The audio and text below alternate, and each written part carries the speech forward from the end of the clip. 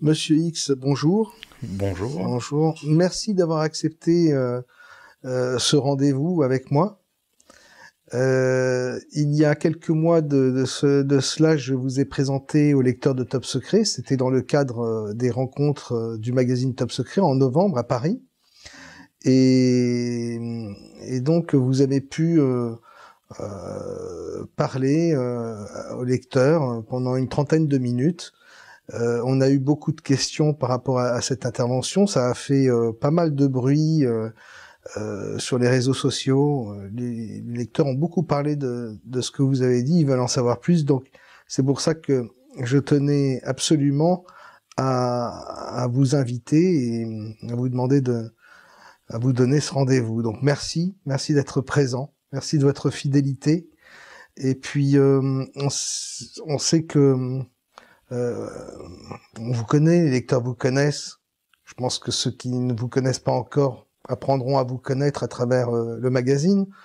Donc on ne va pas revenir sur ce qui a déjà été dit de nombreuses fois dans le cadre du mag.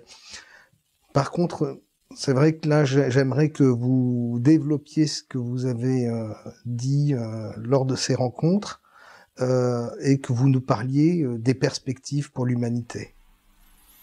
Très bien. Je vous remercie moi aussi à mon tour de bien vouloir m'accueillir dans le cadre de tous ces sujets. Nous avons abordé au moment de ces rencontres par téléphone le sujet des ondes. J'ai effectivement lancé un message de manière à interpeller chacun pour que chaque personne puisse se poser la question si ces ondes sont nocives ou pas. Ces technologies très avancées qui existent depuis maintenant très très longtemps, mais qui tout doucement prennent une avance considérable, ces ondes empiètent-elles sur notre existence? Nous impactent-elles? Si oui, où, quand, comment, pourquoi? C'est un petit peu le schéma que je souhaiterais développer, de manière à ce que chacun puisse se faire son opinion. Je ne demande pas de croire en ça ou ça, je demande que chacun se fasse son opinion et puisse, à sa manière, creuser le sujet, de manière à avoir les réponses qui concernent chacun, parce que tout le monde est impacté, mais de manière différente. Et ça, c'est important, parce que le problème de l'un n'est pas le problème de l'autre, pourtant les deux subissent. Oui, et ce sera intéressant de connaître aussi l'enjeu de tout ça, voilà. De cette multiplication des ondes dans lesquelles nous baignons. Alors, depuis longtemps, on nous parle de sujets de rayonnement, tels par exemple Bluebeam, qui ferait effectivement des choses sur des gens à distance, qui est prévu dans un programme précis. Alors, pour bien situer les choses, Bluebeam est un sous-programme de HAARP. C'est un programme à part entière, mais c'est un sous-programme qui appartient à HAARP. Je précise au passage que HAARP, pour ceux qui connaissent, je vais pas trop développer, mais pour ceux qui connaissent pas, il s'agit d'un sujet, d'une technologie sans fil, par un grand nombre d'antennes qui est situé donc en Alaska, au nord d'Anchorage. Et ces antennes ont pour fonction d'impacter à la fois la météo, mais capables aussi de créer et de générer des tsunamis, tremblements de terre, réchauffement climatique et autres. Les brevets d'invention originaux de HAARP ont été conçus pour déformer ou modifier la magnétosphère. C'est intéressant de comparer les humains et la Terre. La Terre est semblable à un champ magnétique et les humains produisent aussi un champ magnétique, particulièrement au niveau du cœur et du cerveau. Chaque cellule de notre corps a une substance magnétique puissante, la magnétite, qui répond avec sensibilité au champ magnétique de notre environnement. Si HAARP change la magnétosphère, le champ magnétique de la Terre et tout ce qui se trouve autour, cela aura évidemment un effet sur notre santé et sur notre physiologie. Mais ce même genre de signal, qui émet à la même fréquence, peut affecter l'humeur humaine. Le cerveau humain fonctionne sur des fréquences très basses. Par exemple, quand nous nous concentrons, nous produisons environ 13 à 14 cycles à la seconde. Quand nous méditons, nous produisons 8 cycles à la seconde. Et quand nous dormons, les ondes cérébrales défilent à environ 4 cycles à la seconde. Et HAARP est capable de produire toutes ces fréquences. Ces signaux peuvent contrôler le cerveau humain, et si on ne peut pas contrôler ces fréquences et ces multiples dans diverses combinaisons, on peut contrôler toutes sortes d'émotions. On pourrait engendrer de la joie, ou de la tristesse, ou l'humeur qu'on désire. Les commandes de ce HAARP sont des technologies très très avancées et pas forcément si humaines qu'on croit. Elles sont humaines pour une partie, mais pour une autre partie, elles ne le sont pas. Et pour cause, puisqu'elles sont, pour la majeure partie d'entre elles, situées sur la face cachée de la Lune. Il n'y a sur Terre de commande HAARP que ce que l'humanité peut s'attaquer, mais sans impacter le programme par lui-même. Les véritables commandes sont sur des bases lunaires. Ces bases, ensuite, sont entre les mains de personnes humaines et de personnes non humainement structurées. Voilà. Donc là, je ne rentre pas dans plus de détails que ça. C'est pas l'objet aujourd'hui. Je referme cette parenthèse parce qu'elle a son importance dans le sujet qu'on va développer. D'accord. Il y a également, à travers la Terre, il y a des relais HAARP, hein, évidemment. Tout à fait. Tout n'est pas concentré en Alaska. Non, tout n'est pas concentré en Alaska. Aujourd'hui, les technologies sans fil que nous utilisons au quotidien se présentent de manière très très différentes les unes des autres. Certaines sont directement reliées au HAARP à travers nos réseaux électriques, à travers le maillage des réseaux Hartmann, Curie et compagnie.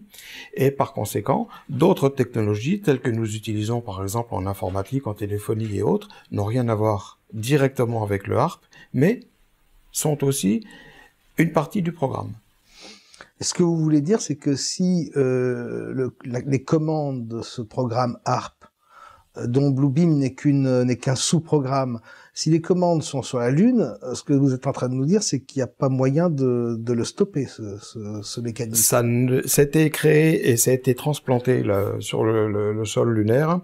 Bon nombre de navettes dans les programmes spatiaux, notamment américains, mais russes aussi, et européens à travers l'ESA, ont servi justement à transplanter la technologie pour l'installer sur le sol lunaire, de manière à ce que tout soit verrouillé et que personne ne puisse y avoir accès. On sait très bien ce qui va arriver sur Terre dans très peu de temps, on s'y prépare, mais de toute façon, l'homme en tant qu'humain ne pourra pas faire quoi que ce soit pour entraver ce qui est prévu. Bien, voilà. Fermons la parenthèse. Quelqu'un avait résumé ça très bien, un personnage politique français connu de tout le monde, qui a eu l'occasion pendant quelque temps de diriger le pays et qui a dit, au cours de ses allocutions, « Nul ne pourra s'y opposer. Nous y allons tous vers ce nouvel ordre mondial et nul ne pourra s'y opposer. » Mais dans ce « nul ne pourra s'y opposer », il n'a pas précisé les choses. Il a laissé comprendre que c'était des choses visibles, palpables, sur Terre. Mais il y a une partie qui n'est pas visible, qui n'est pas palpable et qui ne se trouve pas forcément sur Terre. Tous les programmes spatiaux qui aujourd'hui s'en vont vers différents endroits, différentes planètes, ne sont pas que de la recherche. C'est aussi de l'implantation de choses parfaitement bien maîtrisées. Sachant qu'on parle de programmes spatiaux secrets, ceux-là, hein, dont oui, le public n'a jamais entendu parler. Tout à fait. Parce que bon, il existe la NASA telle que tout le monde la connaît, mais il y a une autre NASA qui fait autre chose. Tout à fait. On a, pour ceux que ça intéresse, au niveau de la NASA que tout le monde connaît, on a fait un rendez-vous avec Roch où j'ai un petit peu parlé donner un peu quelques détails sur la problématique de la NASA officielle. Donc, ces ondes, alors, ces ondes, parce que l'avertissement que vous aviez donné en novembre en a fait frémir certains. Voilà, ces ondes sur lesquelles je veux attirer l'attention, il faut savoir que depuis que le monde est monde, les ondes existent, elles sont naturelles, elles sont régies par les plaques tectoniques, par les réseaux Hartmann, Curie et autres, ce sont des choses naturelles. Par contre, l'homme, au fur et à mesure, dans la continuité, dans le développement et l'avancée de ces technologies, a créé des concepts qui travaillent avec des systèmes d'ondes qui sont pas forcément nocives, mais pas forcément bonnes pour le corps humain. Certaines, on peut les utiliser, ça ne fait pas de mal. C'est à la longue, si on en abuse, que ça devient effectivement difficile. Mais par contre, il y en a d'autres, il ne faut pas se trouver dans le champ. Il vaut mieux pas. Si on est au bord d'un réseau Hartmann-Curie, on ne risque rien. Il suffit de regarder comment les lieux de culte, les églises, synagogues et autres sont implantés. On voit bien que des fois, les maisons sont bien droites et la seule chose qui est de travers, c'est le lieu de culte. Parce qu'en dessous, il y a un nœud tellurique. C'est un nœud énergétique. Et ça, ce nœud-là, il est très utile. Il est très recherché. Les gens qui travaillent dans ces domaines savent très bien de quoi il est question.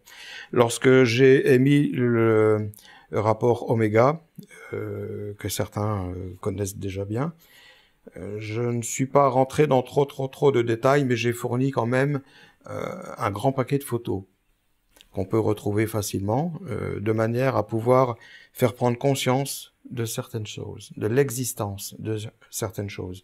Comment ça se manifeste?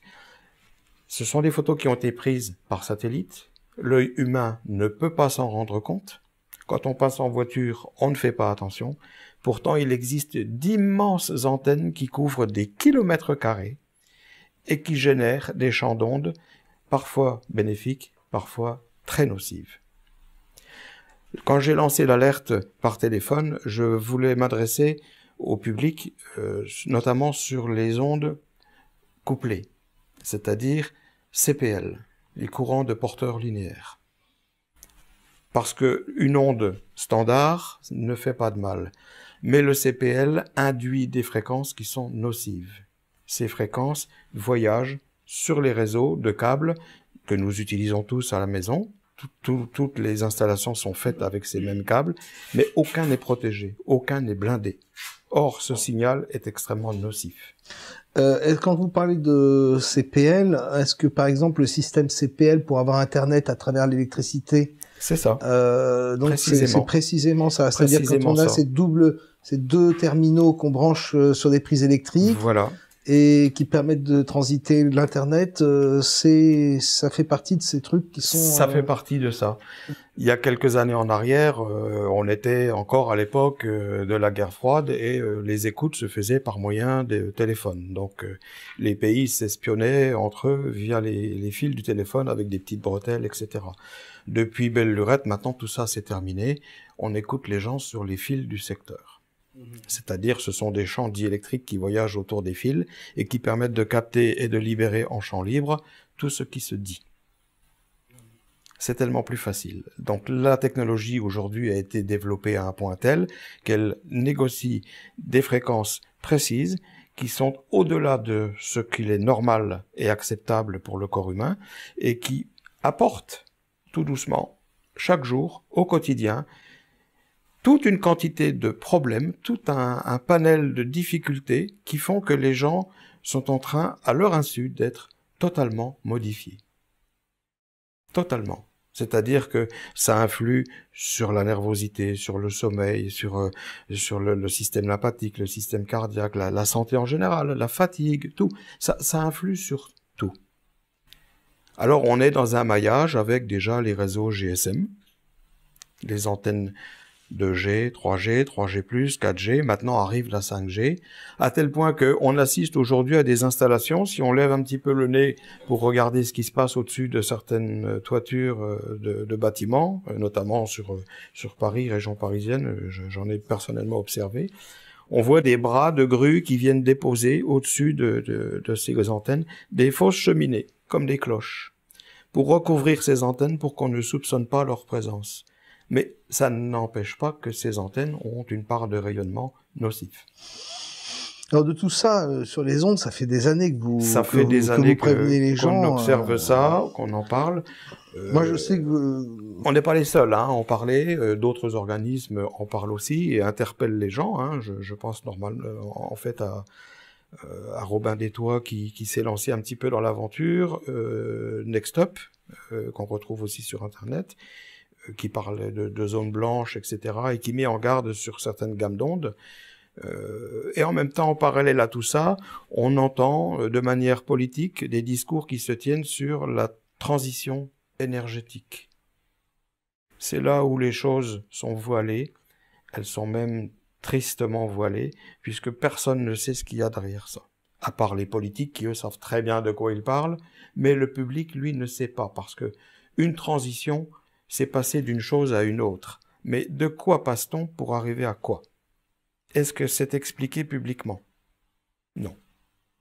Par contre, on fait des tas de publicités et on met à la portée du public une technologie très avancée qui coûte très cher, mais que le public arrive à accéder parce qu'on lui met entre les mains pour pas cher. Et il le paye sans s'en rendre compte. Ça, c'est ce que vous aviez annoncé à l'époque quand le téléphone était plutôt cher, les abonnements étaient chers. Voilà. Et 1 an avant, vous aviez, ou même 2 ans avant, vous aviez annoncé qu'effectivement, il y aurait des abonnements à 1 euro. Voilà. Et bon, je veux dire qu'on était peu à vous croire à ce moment-là. Oui. Mais en tout cas, les faits vous ont donné raison. Voilà. Aujourd'hui, on arrive à avoir des forfaits illimités qui permettent de rester des heures et des heures en ligne, à discuter de tout et de rien, tout en étant écouté par des systèmes comme Échelon, qui au départ ne relevaient qu'une sémantique des mots relativement restreinte, mais aujourd'hui on ne peut plus prononcer le moindre mot sans déclencher ces appareils d'écoute.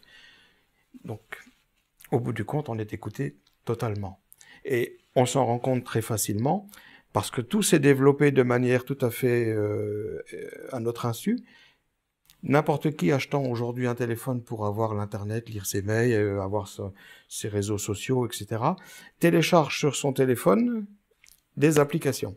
Quand on lance le téléchargement de ces applications, les gens vont très vite parce qu'ils veulent obtenir l'application. Si on parle de Skype, Facebook, notamment, Twitter et autres. Mais avant de lancer l'installation, il faut accepter.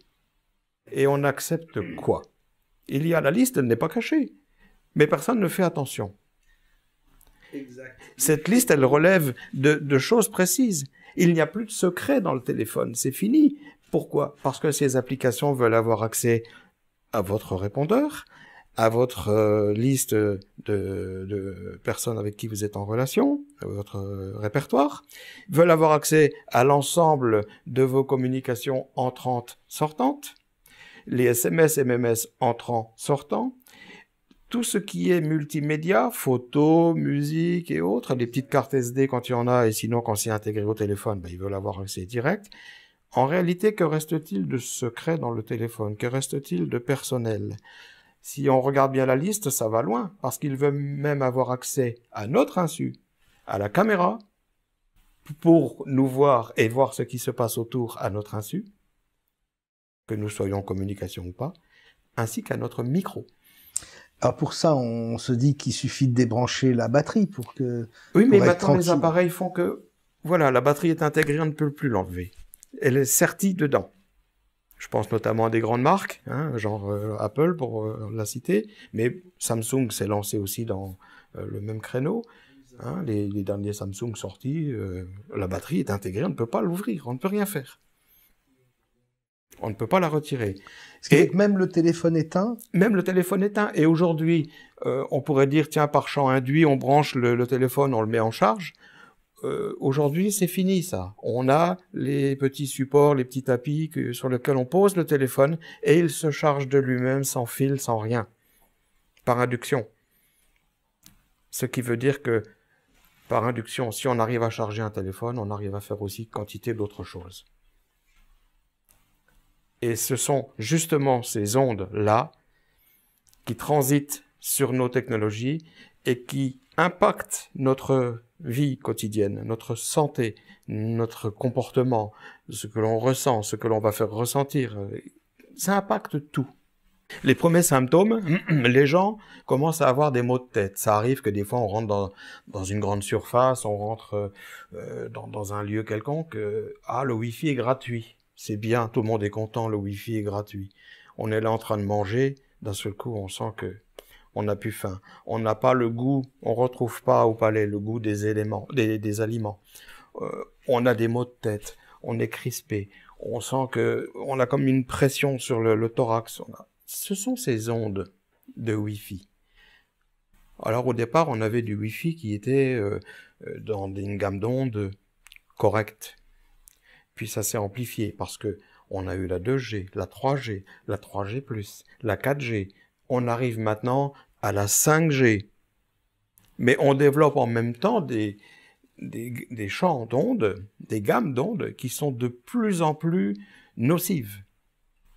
À tel point que on prend un téléphone, rien que de discuter 2 secondes avec, on sent déjà que ça chauffe terriblement sur le côté de la tête. Donc on a créé les kits piétons et oreillettes et autres, mais les ondes sont toujours là. Quand on achète un téléphone, on regarde ce qu'on appelle le DAS, pour savoir vraiment si ce téléphone va sortir des ondes nocives en grande quantité ou pas. Ce DAS est-il respecté? Est-il vraiment ce qui est affiché? La technologie est tellement bien verrouillée qu'on ne peut même plus y avoir accès. Il faut juste faire confiance à une étiquette qui nous raconte ce qu'on veut bien nous faire croire. D'accord, ça fait penser un peu comme pour les voitures, le dernier scandale qu'il y avait eu sur l'histoire du dégagement de CO2. Voilà. D'accord. Oui. De toute façon, aujourd'hui, on assiste à des publicités qui nous disent les voitures sont OnStar. Ah, ça c'est le terme à la mode. Quand on a dit OnStar, on a tout dit. OnStar, c'est pas le siège chauffant, c'est pas le volant chauffant, c'est pas ça. C'est la voiture intelligente. C'est la voiture qui, avec la technologie embarquée, très avancée, va permettre de pouvoir communiquer à la fois par satellite, mais aussi par d'autres moyens, pour pouvoir transcrire tout ce qu'il s'y passe.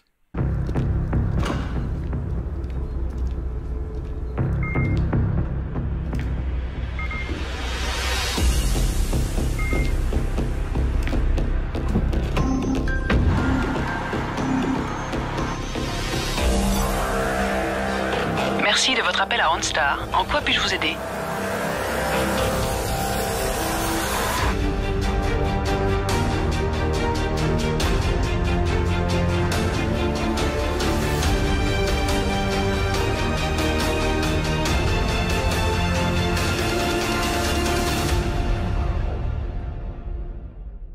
Je donne un autre exemple. Lorsqu'on est sur la route, à une époque, on a entendu parler tous de la société Ecomove, avec des portiques. On a dit on va faire la taxe carbone. Mais on n'a pas enlevé ces appareils, ils sont toujours là. Le problème est que lorsque l'on passe sous ces appareils, ce sont des scans. Ça va très vite. Très très vite. D'ailleurs, on voit bien, les portiques ne sont pas si larges que ça. Donc, quand on passe à 100 ou 130 là-dessous, il faut que ce soit très puissant comme scanner pour arriver à détecter ce qu'ils veulent détecter. Que détectent-ils précisément? La vitesse. Tout ce qu'ils veulent savoir sur la voiture, ils le savent. Voiture communicante, ils le savent. Exact. Mais il n'y a pas que ça. Ils scannent les téléphones. Donc, ils ont accès au répertoire, MMS, SMS, fichiers multimédia, etc. Ils ont accès à tout. En un quart de seconde, ils savent tout ce qu'ils veulent savoir. Oui, il y a plusieurs caméras. Mais ils veulent savoir quoi aussi? La monnaie. L'argent qui circule. Quand quelqu'un s'en va avec des sacs de fric parce qu'il a attaqué un fourgon, on a tous entendu parler d'histoires du genre. Et quand on dit « Ah, bah oui, mais voilà, on ne trouve pas les sacs d'argent », mais on sait très bien où ils sont. Parce que ces petites bandes d'argent sur les billets, ce sont des antennes RFID. Quand on passe sous les portiques Ecomove, les gens qui sont derrière ces portiques-là, derrière la technologie de ces portiques, savent très bien lire et interpréter les informations. Autant de billets de 5, autant de billets de 10, autant de billets de 20, autant de billets de 50, etc. Juste par un passage de la voiture. Voilà, ils savent en permanence comment circule l'argent, où il se trouve et combien. Et dans quelle catégorie de billets. Donc quand on dit qu'on ne trouve pas 20 millions qui ont été détournés dans des sacs, personnellement, moi, ça me fait sourire. Parce qu'on prend les gens pour des imbéciles. Aujourd'hui, tout est régi par le RFID. Tout. Il suffit d'élever un petit peu avec un drone, avec un avion ou un satellite. Il y a aujourd'hui, Google Earth se met en exergue gratuitement à qui veut bien s'intéresser au sujet. Quantité de photos où on voit parfaitement toutes ces grandes antennes, à même le sol. Elles font des kilomètres. Nos chers cultivateurs, qu'on croit finalement si inoffensifs, le sont-ils autant qu'on le croit? Pour ma part, à une époque, j'ai entendu parler de la création de Google Earth. Je me suis rendu sur le site, j'ai regardé et effectivement, j'ai été interpellé par mille et une choses, à tel point que pendant presque un an, j'ai fouillé le monde entier. Je passais mes nuits à fouiller le monde entier via Google Earth.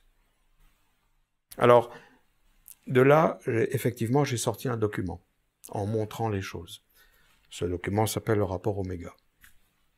Il y a beaucoup de gens d'ailleurs qui le connaissent. Et j'ai mis en exergue ouvertement ce que montrait gratuitement Google Earth. Et on y retrouve toutes ces antennes RFID.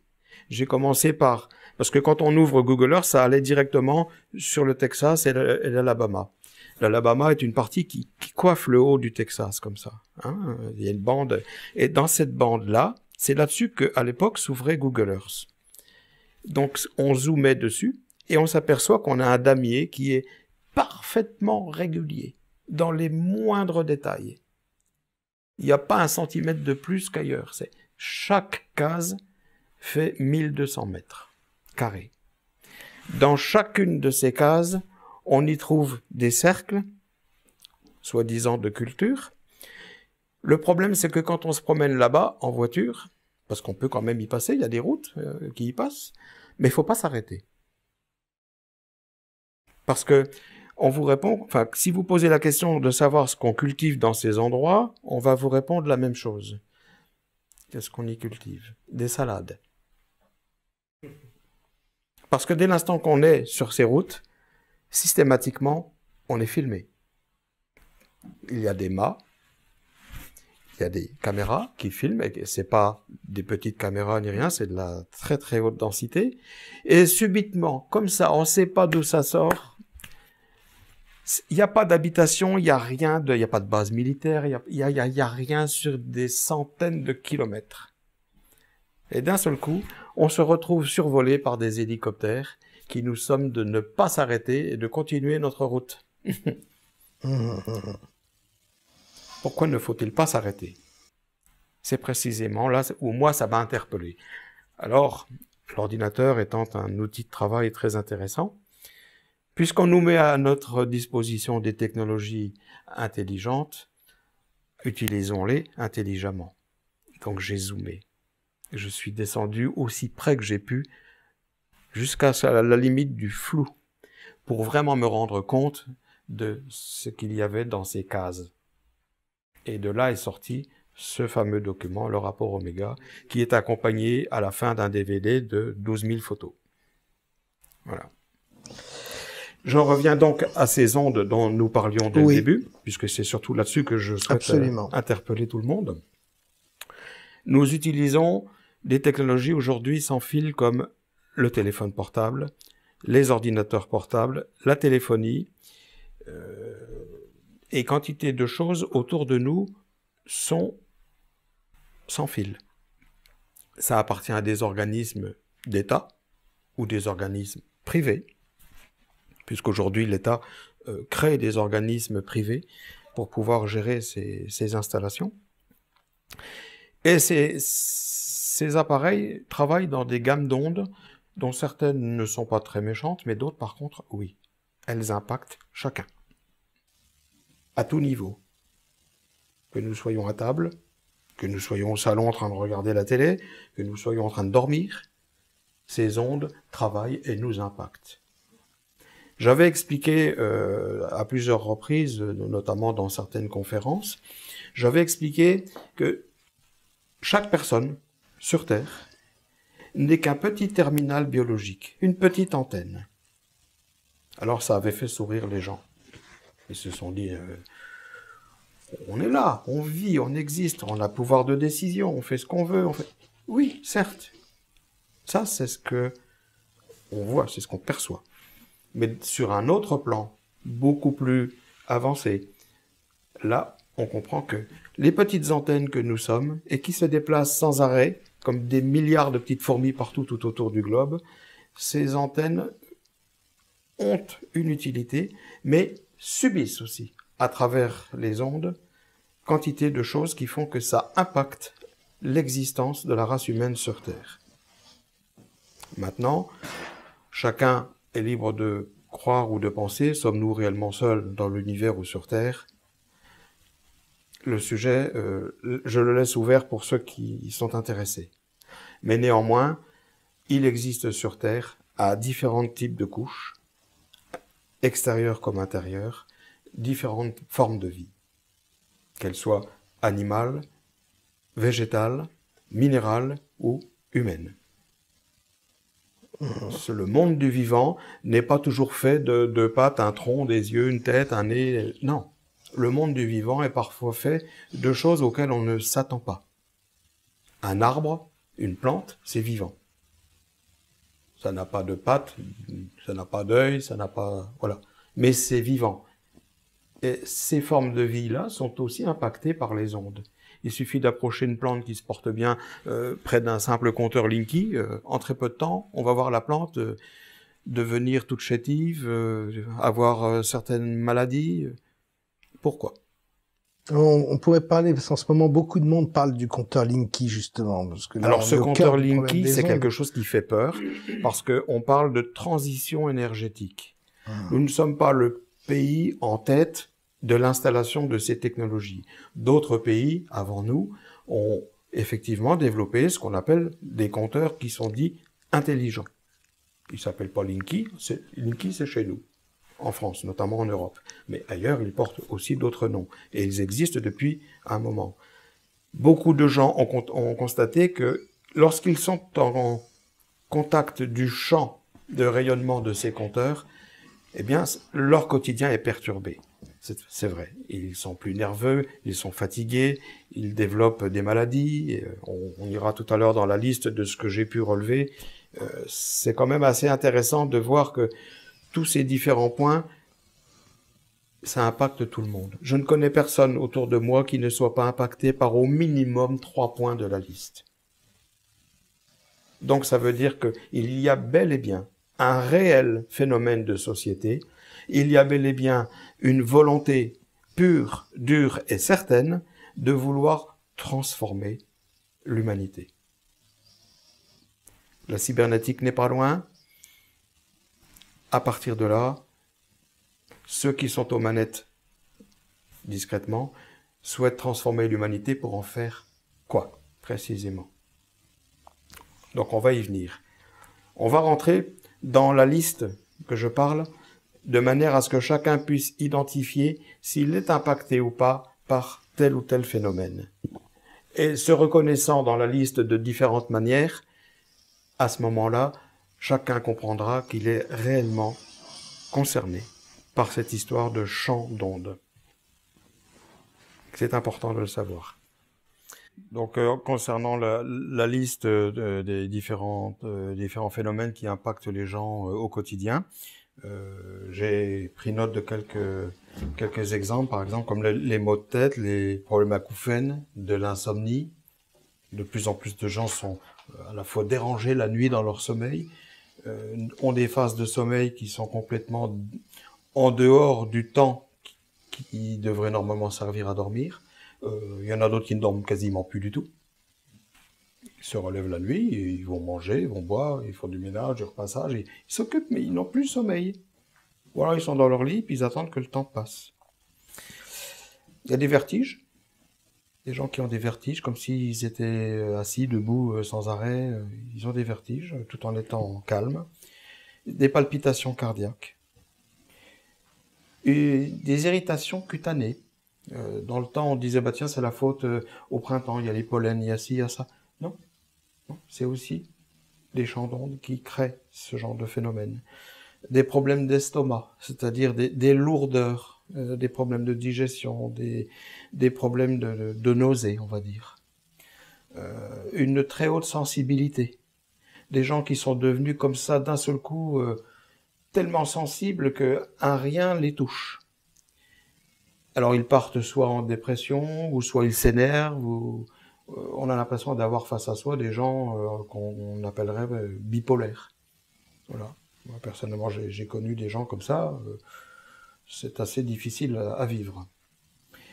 Il y a également des pertes de mémoire. Les enfants à l'école, aujourd'hui, ont du mal à se souvenir de ce qu'ils ont fait en cours. Il suffit de laisser son enfant manger le midi à la cantine. Le soir, quand il rentre à 17h, tu as mangé quoi à midi? C'est plus. C'est pas vieux.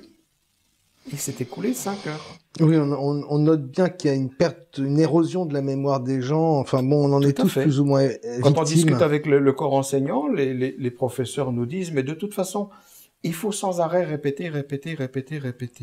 On peut pas les obliger, en parlant des élèves, on peut pas les obliger à prendre des notes, à écrire. Alors ils sont là, ils écoutent, mais dans l'heure qui suit, ils ont déjà oublié la moitié de ce qui a été dit. De plus en plus, les gens qui éditent les revues, on voit bien en kiosque, éditent des sujets dans des revues, mais très courts, qui font une colonne et demie. Parce que les gens qui lisent ça sont des gens qui lisent ça dans les transports, qui lisent ça lorsqu'ils sont un petit peu tranquilles aux toilettes, ou vite fait entre deux pendant que quelque chose est sur le coin du feu dans la cuisine.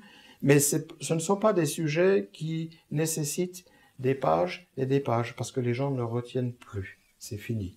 Et c'est très progressif, ça. C'est-à-dire que ça, c'est sur ces 15 dernières années, ça a été exponentiel, mais très progressif, de façon qu'on l'a pas vu venir quelque part. On l'a pas vu venir, mais aujourd'hui, ça impacte tellement les gens que quelqu'un qui va lire une petite colonne d'une demi-page, une colonne, hein, je dis pas la page, hein, une colonne de l'ordre d'une demi-hauteur de page, il va lire ça dans les toilettes. Quand il sort des toilettes, on lui demande de quoi il s'agit, qu'est-ce qu'il a lu, il est incapable de le dire. Alors dans Top Secret, nous on a des articles plutôt longs, plutôt pointus. C'est une façon de résister. C'est une façon d'entrer aussi en résistance que de nous obliger à nous concentrer sur des longs articles et des longs dossiers, comme tu le sais. Oui, c'est pas évident, hein.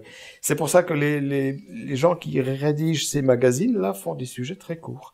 Lorsqu'il s'agit de cuisine ou quoi, c'est quasiment une photo, puis juste derrière la photo, le petit texte très court, des proportions et de ceci, cela, puis terminé. On ne va pas plus loin dans le sujet. Exact. Parce qu'on sait que la mémoire ne va pas aller au-delà de ça. On le sait. Et ces gens-là en sont très conscients puisqu'ils créent justement les magazines en fonction de ça. Exact. Et pour vous, donc, les cerveaux seraient impactés donc par cette accumulation d'ondes. Oui, parce qu'on vit, qui nous traverse. On vit à travers les ondes un mode de vie qui fait que, déjà, premièrement, il est ultra rapide. On ne fait que consommer, c'est-à-dire que on ne prend pas le temps de s'asseoir pour prendre en considération. Quand quelqu'un lit un article aujourd'hui, il lit en biais pour avoir l'essentiel, juste le fil conducteur de l'article. C'est tout. Les détails, savent pas. Ils ne savent pas. C'est comme ça que les gens lisent aujourd'hui. C'est comme ça qu'on retrouve les SMS. C'est comme ça qu'ils sont en train de modifier l'orthographe, de manière à ce qu'on ne soit plus là à avoir besoin de se relire pour dire est-ce que j'ai bien pensé à tout, est-ce que j'ai écrit, j'ai pas fait de faute, est-ce que... Non, c'est fini tout ça, c'est terminé. La qualité individuelle de mémorisation et la façon de vivre est passée à un mode de consommation ultra rapide. Et qu'est-ce qui est consommable et ultra rapide? Les ondes. Parce que ce sont des choses qui sont pulsées. Ce ne sont pas des choses qui restent. Elles sont pulsées, ces choses. À tel point que on change sans arrêt régulièrement le créneau horaire. Ah, faut avancer d'1 heure. Ah, faut reculer d'1 heure. Quantité de personnes se trouvent complètement déréglées avec ça, à la fois dans leur sommeil, dans leur vie. Ça n'impacte pas moralement tout le monde, mais ça arrive dans quantité de cas où les gens sont déboussolés. Pourquoi sont-ils déboussolés? Parce que tout est éphémère. Les ondes pulsées nous font vivre de manière éphémère en toute chose. Ce ne sont pas des choses linéaires, ce sont des choses pulsées comme ça. On a également des pertes d'audition. Il suffit bêtement de regarder les publicités à la télé. Et on se rend compte que on a de plus en plus de publicités sur des appareils auditifs. On a de plus en plus de publicités sur les lentilles. J'attire l'attention sur le fait que Google, qui est connu mondialement, lance depuis quelque temps des lentilles connectées. Alors, chacun pourra en penser ce qu'il en veut, mais on est depuis très peu de temps entré dans le tout connecté.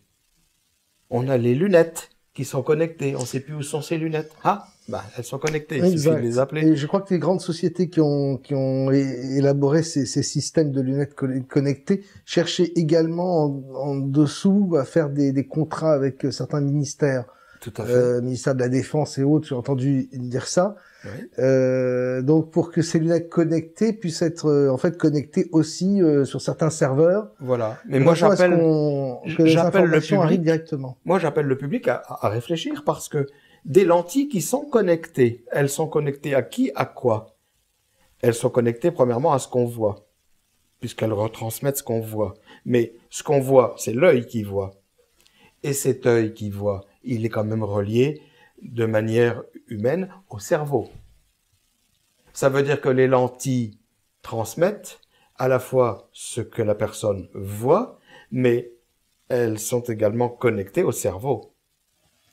Et donc ce que la personne éprouve en voyant certaines choses. Ce que la personne éprouve lui va directement au cerveau, et ce qu'elle voit lui renvoie également des informations, des choses, des états, bons ou moins bons, directement au cerveau.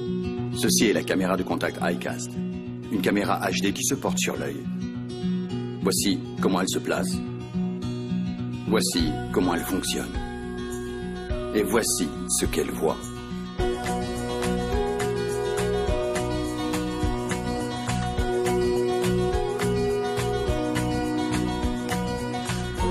C'est ce que vous voyez, tel que vous le voyez.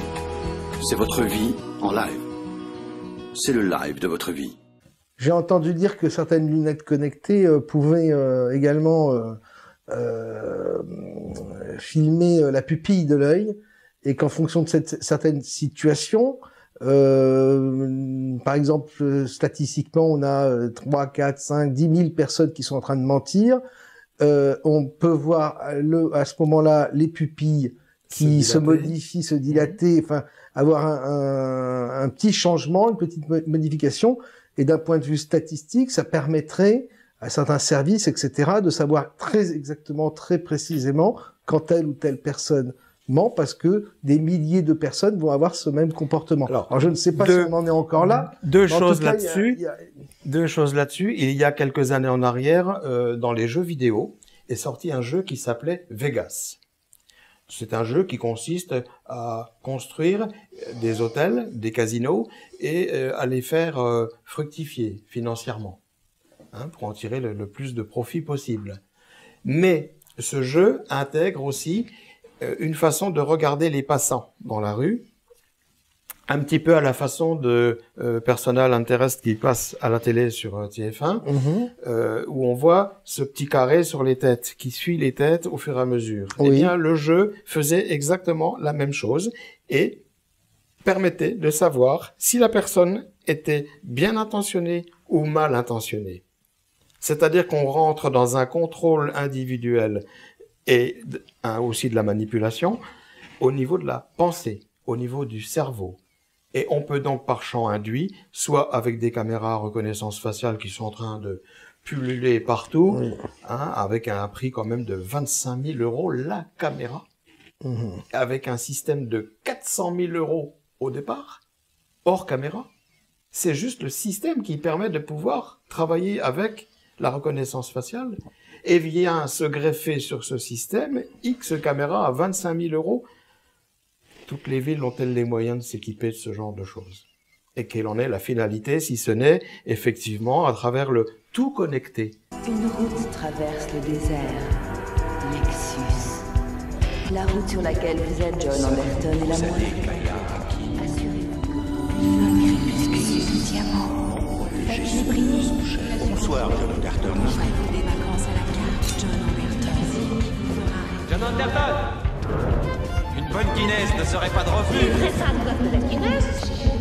Stressé, John Anderton? Besoin de vacances? Évadez-vous, John Anderton. Venez à Aruba, John Anderton.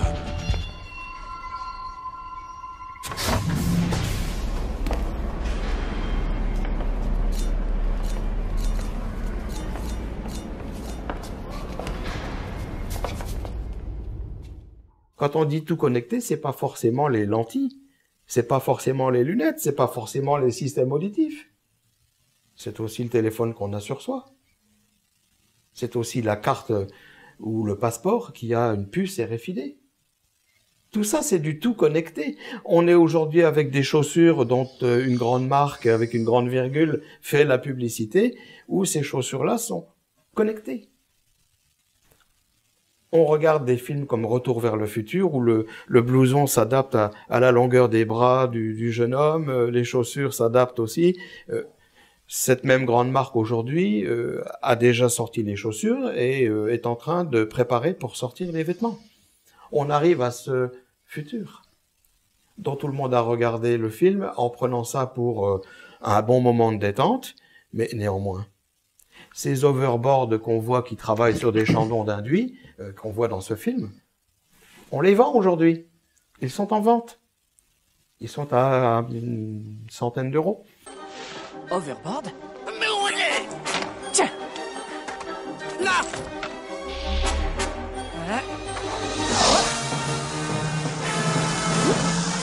Il a un overboard!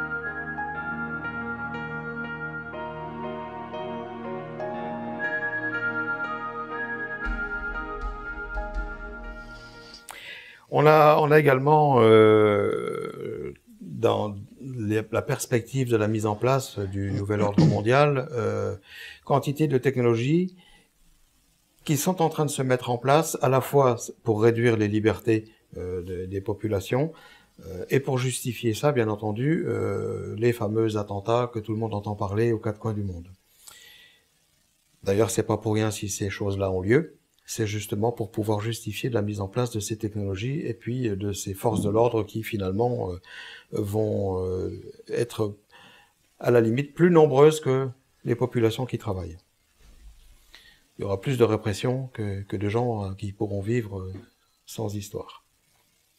Donc au bout du compte, on se demande quel pourcentage est intéressant à vivre. De quel côté de la barrière. Voilà.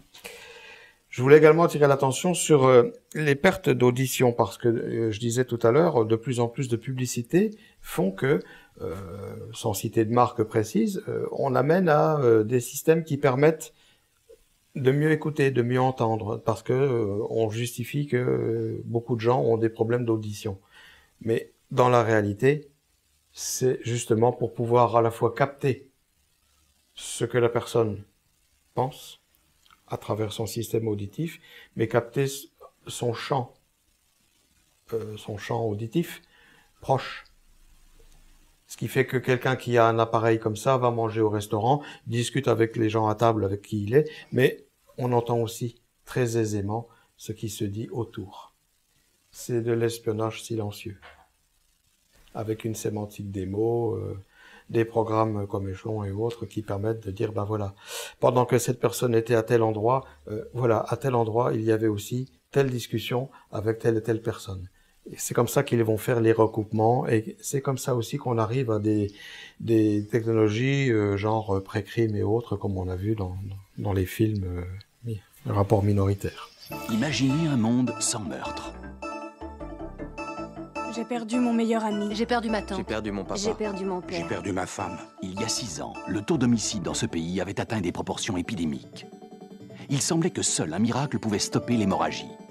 Mais au lieu d'un miracle, nous en avons eu 3. les précognitifs. En seulement un mois, dans le cadre du programme Précrime, le taux de meurtre dans le district fédéral de Columbia fut réduit de 90%. Ils étaient une bande qui m'attendait dans la voiture. Ils voulaient me violer. J'allais me faire poignarder. Ici, en un an, Précrime a effectivement arrêté le meurtre dans la capitale de notre nation. Depuis 6 ans que notre petite expérience a été menée à bien, il n'y a pas eu un seul meurtre. Et maintenant, Précrime peut fonctionner pour vous. Nous voulons être absolument certains que chaque citoyen américain peut compter sur l'infaillibilité totale du système et que ce qui assure notre sécurité peut aussi garantir notre vie et notre liberté. Précrime, ça fonctionne. Ça fonctionne. Ça fonctionne. Ça fonctionne. Ça fonctionne. Ça fonctionne. Le mardi 22 avril, votez oui à l'initiative nationale Précrime. Il faut comprendre comment ils arrivent à ces technologies et pourquoi elles sont mises au point. Donc ils créent le problème pour présenter la solution de manière à ce que ce soit une soi-disant solution du problème. En fait, c'est pour une autre solution que les gens n'imaginent pas et qui va beaucoup plus loin que ce qui en est dit, quoi, on va dire. On parle également d'engourdissement des membres. Il y a des gens qui m'ont fait part, qui sont en bonne santé habituellement, mais qui m'ont fait part, depuis qu'ils sont en possession d'appareils bien spécifiques, genre téléphone GSM, ils sont avec des membres engourdis, des crampes dans les mains, dans les bras, au volant de la voiture, dans les jambes, etc. De plus en plus, on entend parler de gens qui ont des engourdissements. Donc, qui dit engourdissement dit problème de circulation sanguine. Et problème de circulation sanguine, automatiquement, ça engendre quantité d'autres problèmes sous-jacents. Et tout ça, c'est quoi? Les ondes. C'est dû aux ondes. Pourtant, on est avec des voitures intelligentes, on est avec du Bluetooth au niveau des écouteurs, on est avec du Bluetooth pour la radio, on est sans arrêt connecté avec quelque chose de sans fil, de manière très proche, avec des ondes qui sont pulsées à basse fréquence, mais qui interagissent et qui font du mal. Alors cette technologie Blue, on la retrouve un peu... on la retrouve dans beaucoup de choses. Hein. On a parlé tout à l'heure du Blue Beam avec un rayon bleu sur certaines choses. Bon, on retrouve également des technologies comme Bluetooth, qui revient à du Wi-Fi, mais à courte distance, et avec des gammes de fréquences qui normalement ne devraient pas être nocives.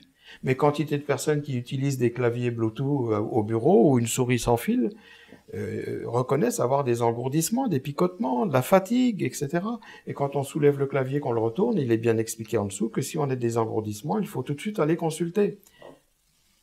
Alors on travaille avec des outils dangereux qui demandent d'aller consulter des médecins si on s'en sert. Ça, c'est le futur. Mais on est déjà dans ce futur. D'accord. Et alors ce bleu qui revient tout le temps, la Terre, la planète bleue. La planète est bleue.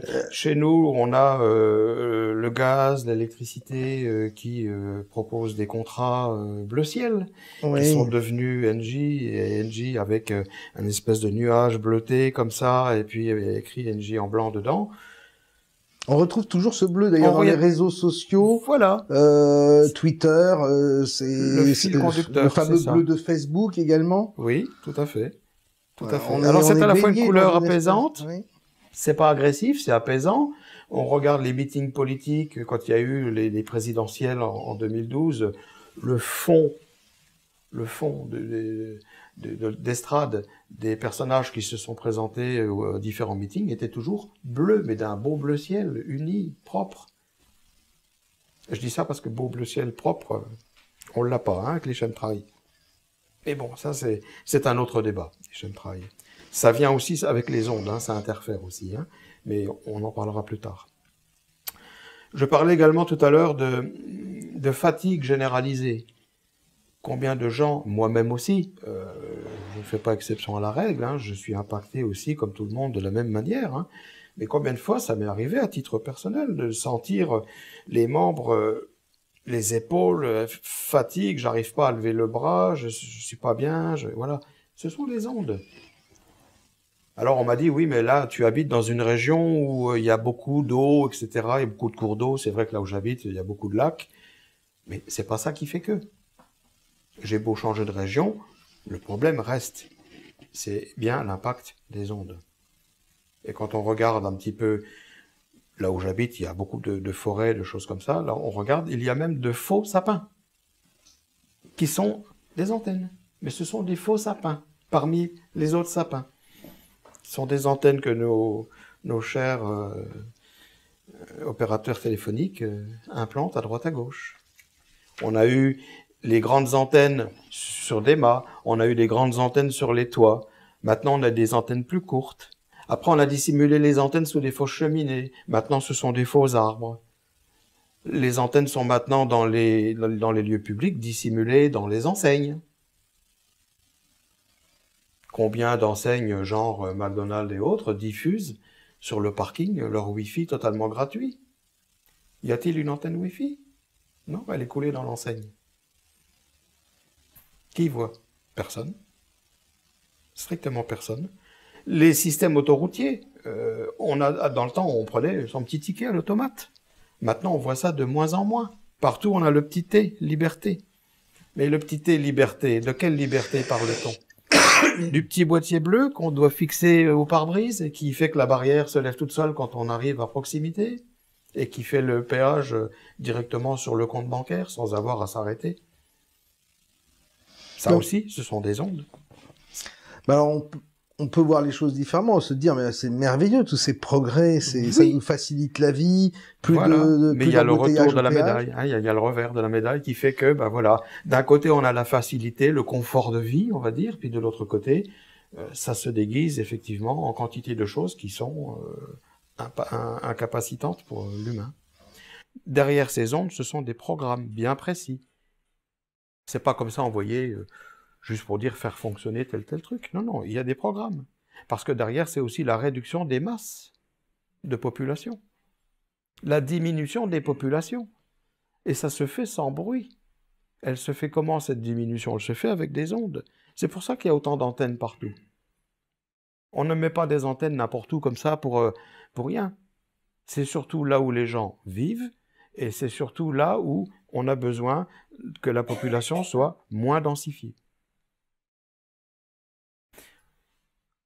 Je parlais tout à l'heure de dépression. J'ai entendu parler autour de moi de gens qui ont même la sensation de choc. C'est-à-dire qu'ils sont arrivés à ce que, 3 fois rien, le moindre événement, ces gens se trouvent dans une situation de choc émotionnel. Pour rien, ils ont des crises de larmes. Ou alors ils ont des crises de colère, ils explosent. Ils sont choqués. Comme si on leur avait branché 2 fils, là, qui sont choqués. Voilà, c'est la même chose. C'est encore une fois des ondes.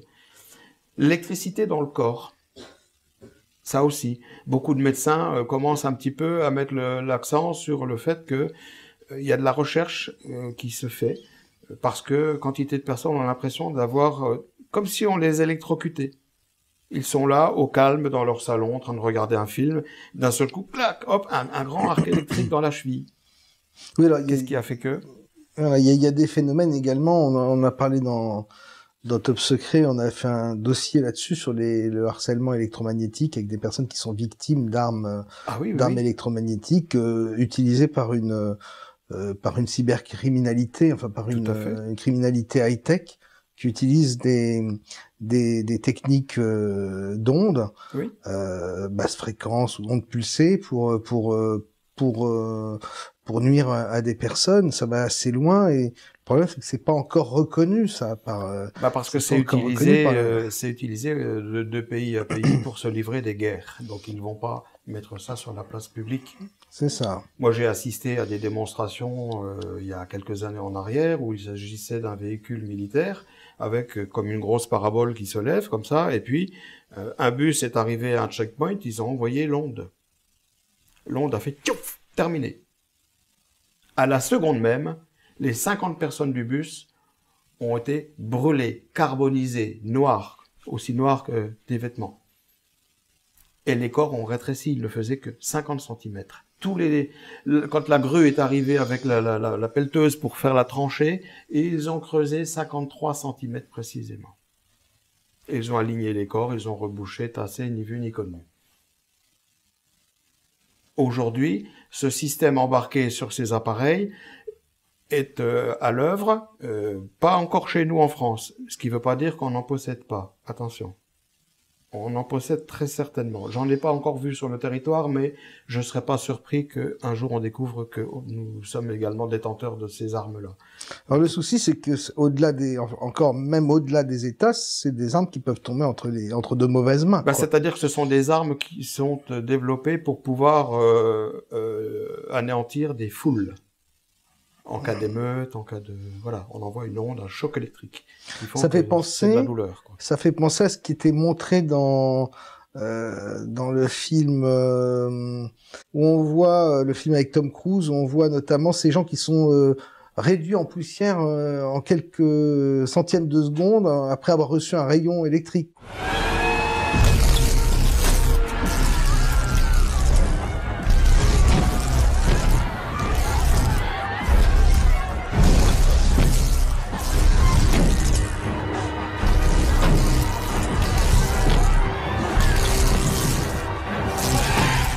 Tu parles de réduction en poussière, ça me fait penser à quelque chose, les fameuses tours du World Trade Center.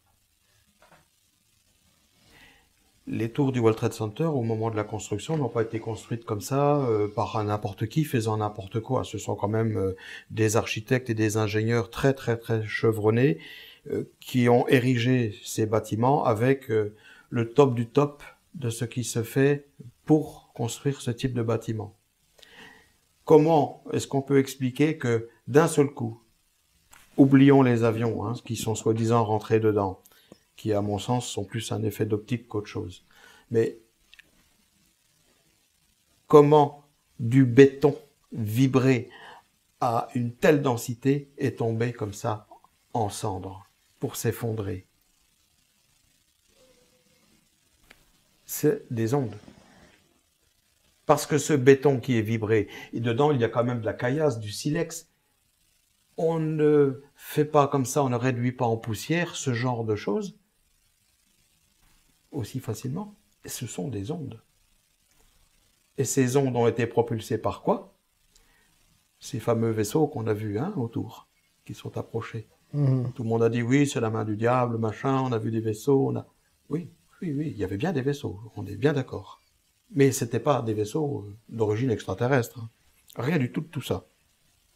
Ce sont bel et bien des appareils fabriqués de la main d'hommes, peut-être aidés par des entités, ça je n'en disconviens pas, mais ce sont des choses qui ont été fabriquées ici, chez nous, sur Terre, dans le but, effectivement, de réduire par ondes pulsées tout ce qui est solide. À savoir que tout ce qui est béton va s'effondrer comme ça. Tout. Le HAARP, le programme HAARP, avec une onde pulsée, a déjà basculé des bâtiments, les a fait s'effondrer, etc. Ces tours du World Trade Center se sont effondrés avec des ondes. L'histoire des explosions, machin, des explosifs à différents étages, c'est un leurre. C'est pas ça qui va faire que ça va s'effondrer.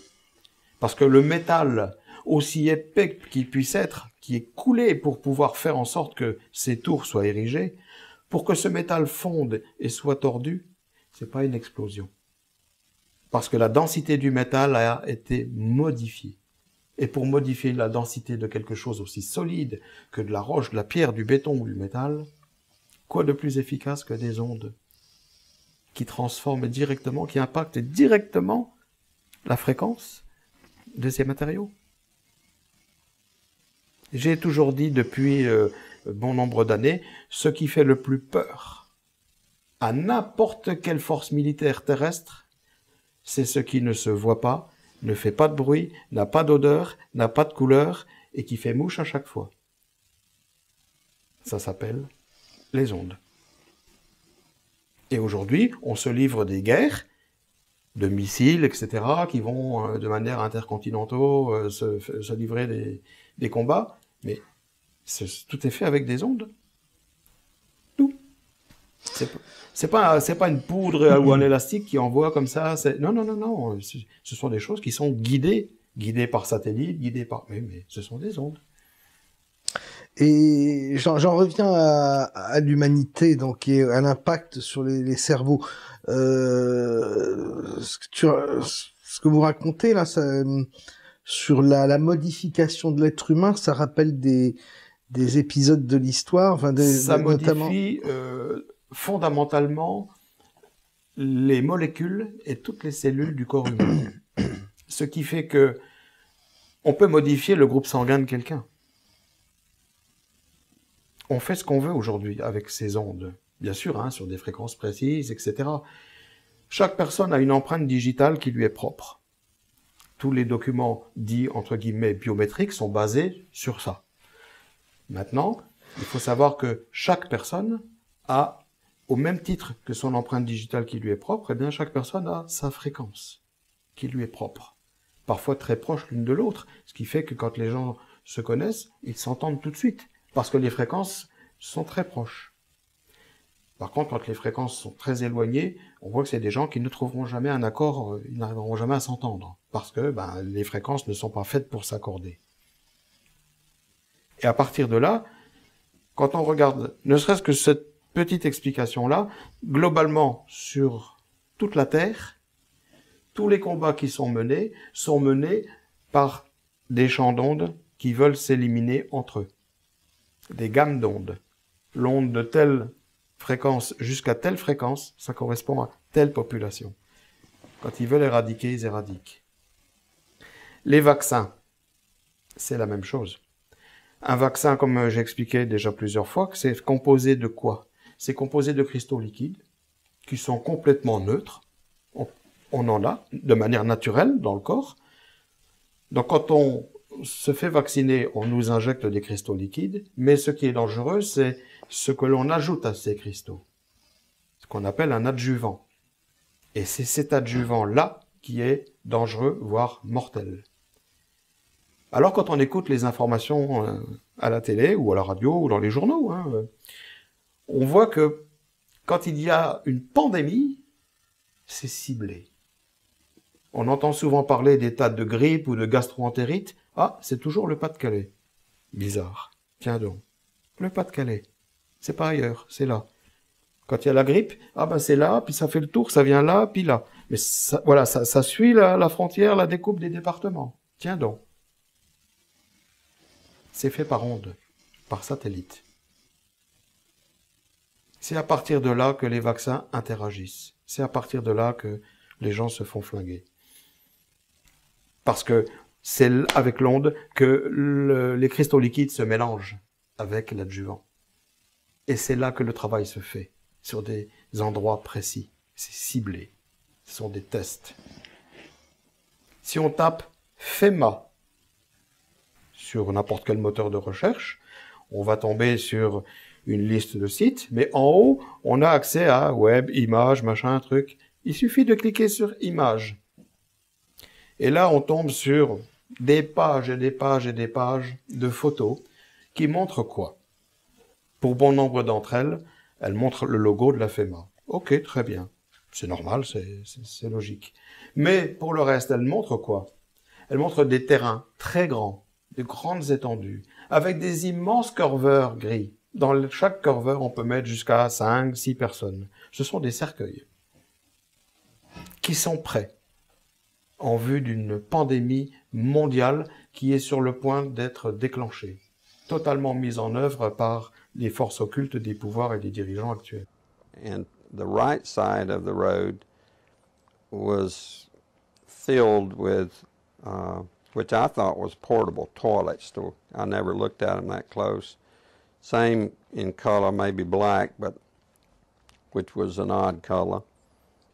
And I was sitting there going over my notes, and a van pulled alongside of me that turned out to be the property owner.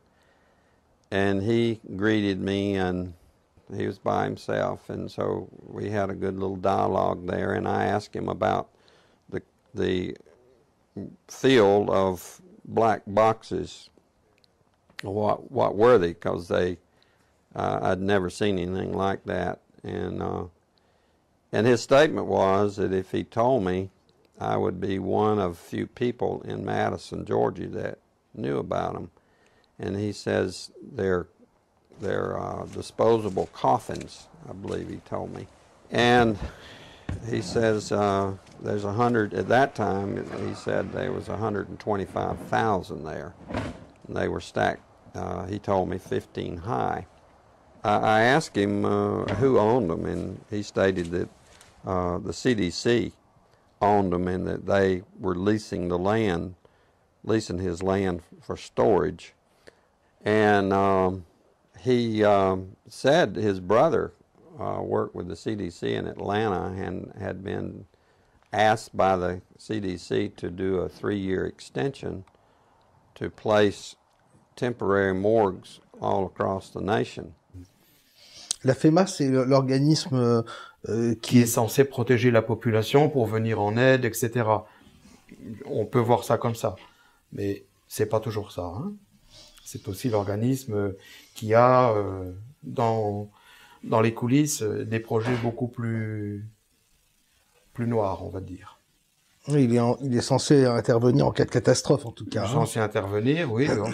C'est comme le CDC, hein, qui aussi intervient pour les différentes pandémies et puis qui finalement fabrique ce qu'il faut pour faire mourir un maximum de personnes, quoi. Hein. La population y va gaiement, en toute confiance, en disant je vais me faire vacciner, et en fait, ils vont chercher ce qui va servir au dessein noir de ceux qui dirigent tout ça. Donc l'éradication des populations. Voilà. La modification des populations, cette modification du cerveau, du machin, c'est une modification génétique. Ça rappelle un petit peu ce qui a pu se passer en d'autres temps avec l'histoire de Babel, non? Ça a un lien avec ce genre de choses? Babel, c'était un endroit, on disait la tour de Babel, comme on pourrait dire aujourd'hui la tour de Dubaï. Ce sont des endroits dans lesquels s'exerçaient à l'époque des commerces luxurieux. Et de là, d'après ce que disent les Écritures, hein, maintenant, bon, moi j'étais pas là à l'époque pour dire si c'était ça ou pas, mais néanmoins, toutes les Écritures des différentes religions, tous les manuels, les manuscrits racontent la même histoire, que Dieu aurait effectivement à ce moment-là décidé que les gens allaient parler des langues différentes. Bon, on en pense ce qu'on en veut, hein, à ce niveau-là, sur un plan religieux. On n'avait pas de Bluebeam à l'époque. On n'avait pas de technologie Linky et autres pour s'amuser avec des ondes, à faire quoi que ce soit. Mais néanmoins, le principe de base reste absolument identique, en ce sens où pour intervenir sur des populations complètes, qui sont composées de centaines de milliers et peut-être même de milliards de personnes, de manière systématique et à l'instant T, à part une onde, je vois pas ce qui peut faire que tout le monde tombe dans quelque chose de précis, de manière unanime. Quand on regarde certains films, notamment Star Wars, où on voit Nessie, cet extraterrestre-là qui combat avec quantité d'autres soldats, et d'un seul coup, l'onde est lancée, et piouf, tout le monde tombe en même temps. Et il est vainqueur, il est content, voilà. C'est une onde. Tous ces robots-là qui tombent aussi, hein, les robots blancs, là, c'est pareil, c'est la même chose. Et on a également un film avec Bruce Willis qui s'appelle Clone. Oui. Où on voit à la fin tous les clones qui tombent. Qui tombent en même temps. En même temps.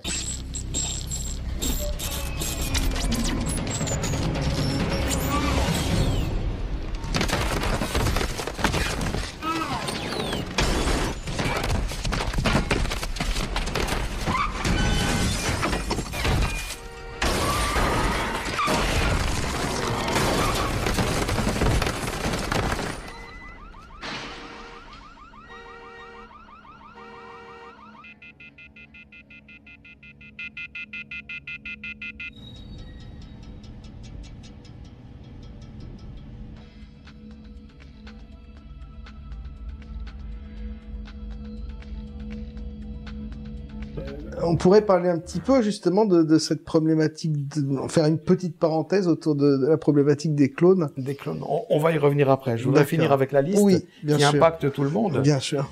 Hein, donc j'en étais tout à l'heure à des sensations de choc et pour certains de l'électricité dans le corps. L'intolérance à la lumière, des gens qui n'arrivent plus à rester en plein jour.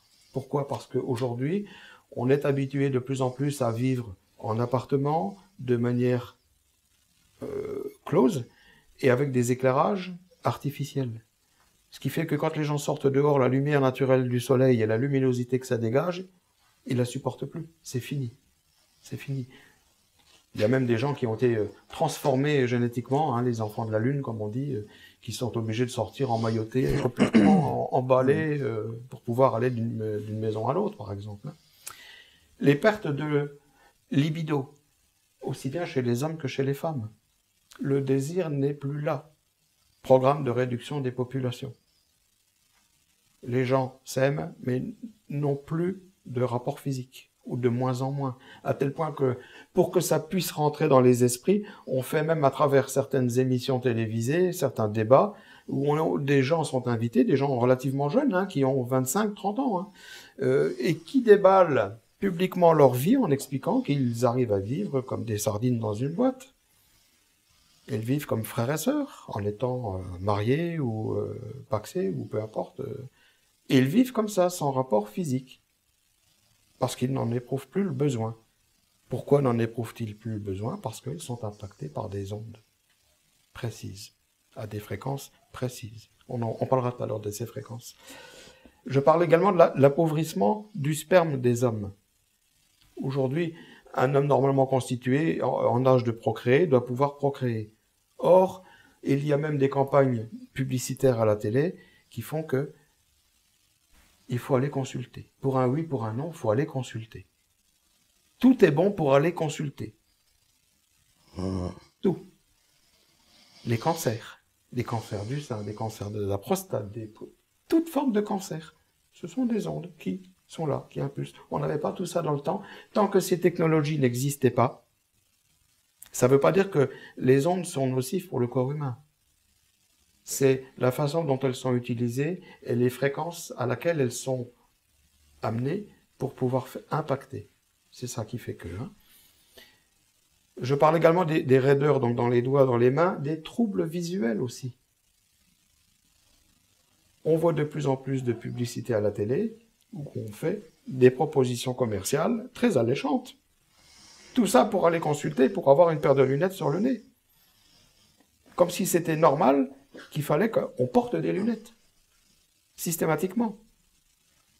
Et on est tous concernés au quotidien, 24 heures sur 24. Qu'on soit en train de travailler, de se divertir ou en train de dormir, on est impacté par les ondes qui pulsent. Mais sont arrivées maintenant depuis peu des nouvelles lois dans lesquelles on a donné pour titre la transition énergétique. Ah, c'est un grand terme qui veut dire beaucoup de choses. Mais il n'y a pas beaucoup de gens qui savent ce que c'est. Derrière ce grand terme fallacieux, on trouve les compteurs Linky, compteurs intelligents. Ailleurs, dans d'autres pays, ça ne s'appelle pas Linky, ça apporte d'autres noms, mais bon, c'est la même technologie, c'est la même chose. Il faut que pour les quelques années à venir, tout le territoire français soit couvert de ces appareils. Compteurs intelligents. De ces compteurs intelligents. J'ai appris récemment que c'est la société, c'est l'association Next Up qui disait qu'on pouvait effectivement refuser le Linky. Avec une procédure, il y a à respecter, un petit courrier à faire, etc. Ok, jusque-là, rien de bien méchant. J'avais trouvé d'ailleurs ça très sympathique. Mais je viens d'apprendre très récemment que quiconque refusera ce compteur Linky devra payer 1 600 € à côté. Donc, c'est amender des gens qui n'ont pas forcément les moyens de mettre 1 600 € dans le refus de quelque chose qui va leur être imposé d'une autre manière. Oui. Parce que celui qui a le Linky à côté, il va rayonner. Si la personne se trouve dans un appartement au 2e, 3e, 4e étage, et que les appartements à côté ont accepté le Linky, lui, il l'a refusé, il a payé 1 600 €, mais il se fait arroser quand même par tous les autres qui ont le Linky. Quel est l'intérêt de payer 1 600 € et de refuser le Linky à ce moment-là? Absolument. Alors, le Linky par lui-même, c'est pas ça qui est dangereux. C'est pas ça. C'est pas le compteur par lui-même. C'est le procédé. Le procédé, c'est pas comme le procédé des compteurs blancs, des compteurs noirs, des compteurs bleus. Il s'agit là de câblage standard. Mais on n'a pas modifié ce câblage. C'est là où le bas blesse. Parce que le compteur Linky travaille sur des ondes pulsées. Plusieurs fois par seconde, l'onde va interroger le compteur pour connaître la consommation exacte. et va travailler sur des fréquences à plus de 350 Hz. Le cerveau humain se trouve impacté de force. Et il n'y a pas que le cerveau, c'est le corps tout entier. Avec tous les symptômes que nous avons développés, là, qu'on a parlé, tout ça va rentrer en ligne de compte. On va finir par avoir quoi? Une population de sauvages qui va s'entretuer, des zombies, des gens qui vont penser, faire et dire n'importe quoi. Parce qu'ils seront sous le biais de ces ondes, ils vont tomber malades, choper tous les cancers imaginables et tout ce qui n'est pas encore connu et qui va arriver.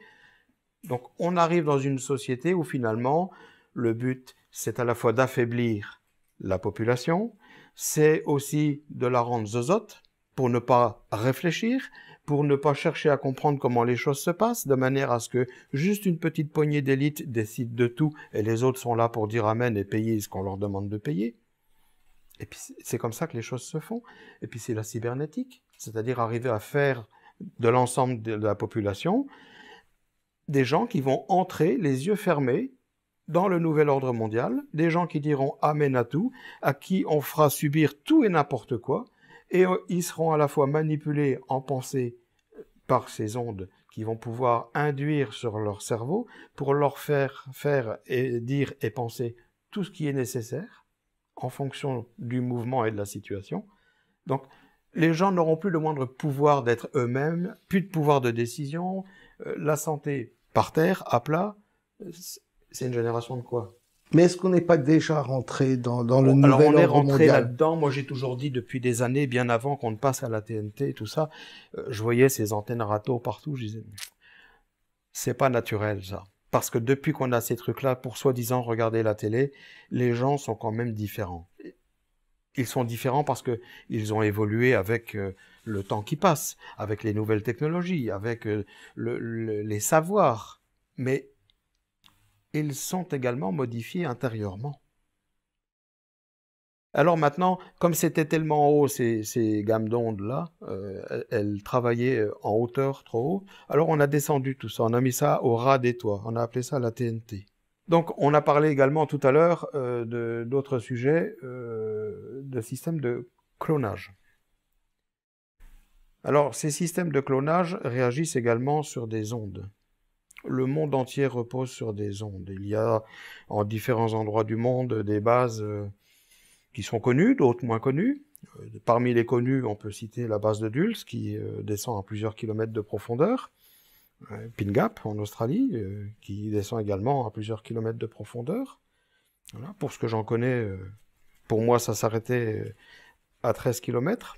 Ça continue en dessous, mais je n'avais pas accès. Déjà à 13 km, j'y ai vu beaucoup de choses. Et ces bases travaillent avec des champs d'ondes, puisque à proximité de ces bases, il n'y a rien, ni personne, ni aucun bâtiment, sauf des pylônes et des antennes. Parce que tout est capté en champ libre, restitué au fond et renvoyé. Renvoyé où? Il n'existe pas que 9 planètes dans le système solaire. Hein. Il y a aussi d'autres endroits. À partir de là, je laisse les gens chercher, ils comprendront par eux-mêmes. Ce n'est pas l'objet du débat d'aujourd'hui. Mais néanmoins, c'est dans ces bases-là que sont créés des êtres qui se ressemblent entre eux, qu'on appelle clones, et qui sont ensuite répartis dans les populations. Surtout pas là où ils étaient avant.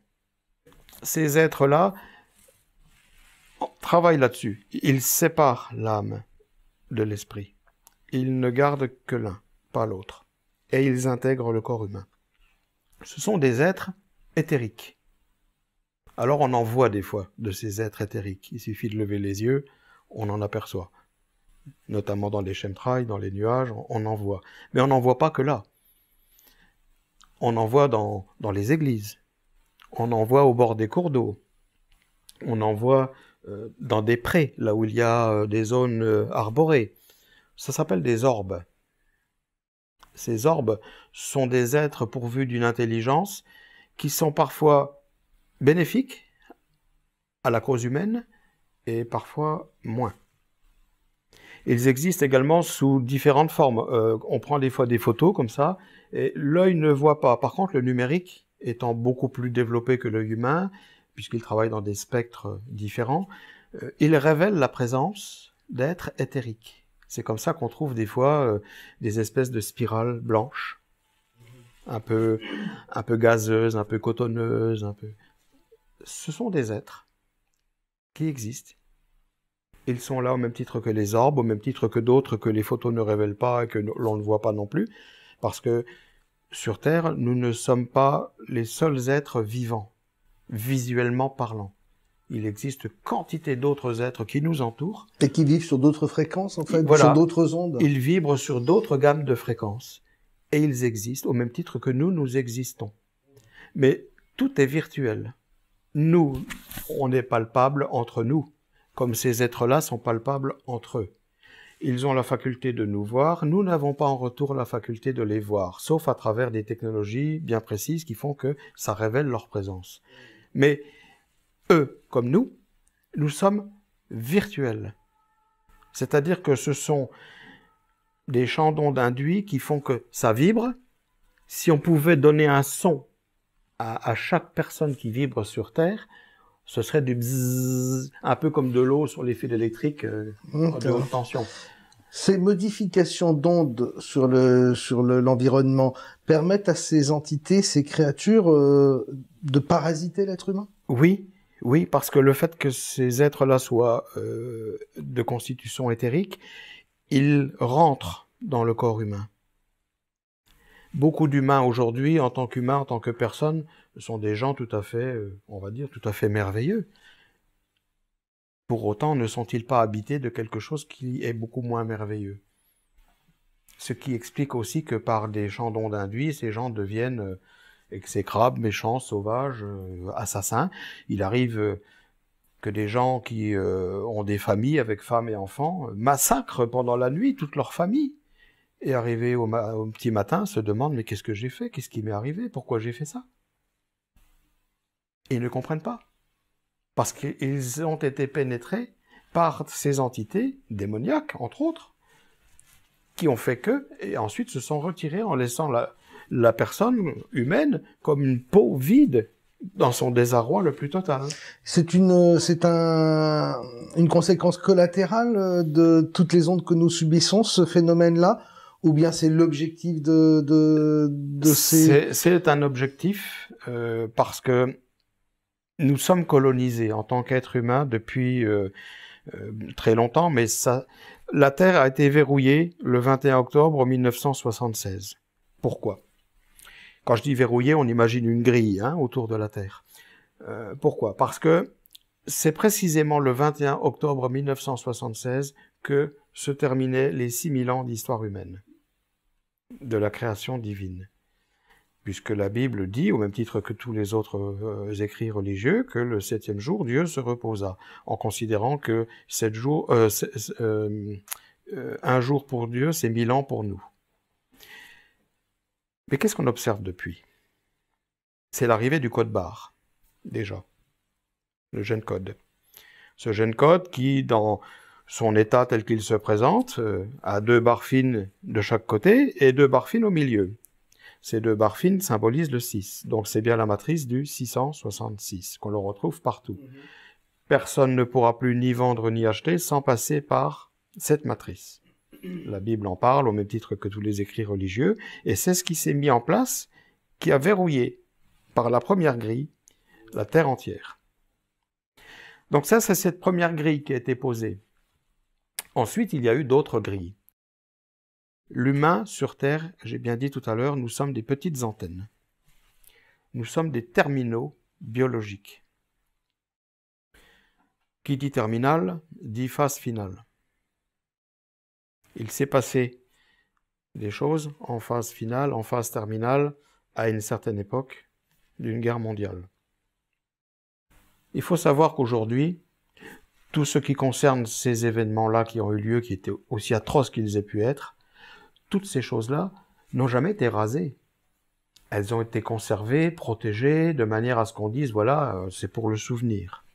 Certes, une telle abomination aurait dû être rasée et puis qu'on fasse autre chose dessus. Mais il faut savoir que tout a été reconstruit en sous-sol. dans des moyens beaucoup plus élaborés, beaucoup plus modernes, beaucoup plus avancés, et personne, ne mettant les pieds sous terre, le moment venu, ne pourra en ressortir pour pouvoir en témoigner.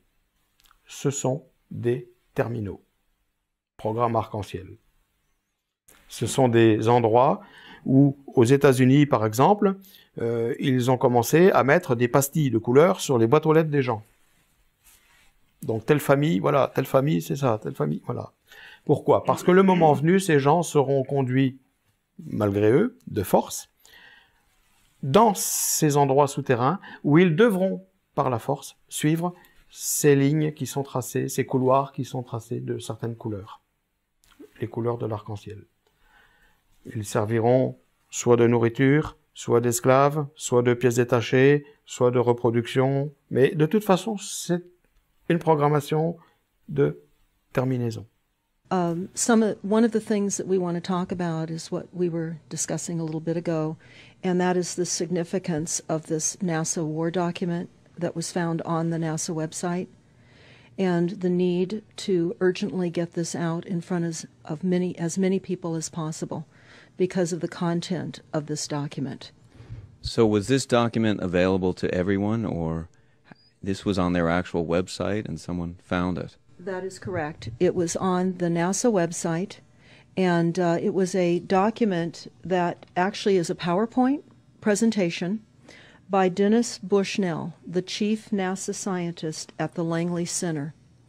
And it was presented in 2001, July of 2001, just a few months before 9/11. Future strategic issues, future warfare circa 2025.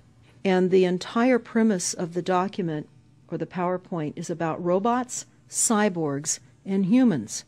And what it said, which was quite shocking, on page 93, it said, "Capture, torture Americans in living color on prime time." And that is an unbelievable statement.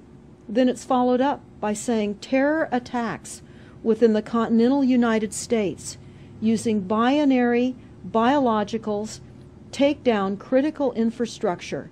They are going to use an EMP, which is an electromagnetic pulse.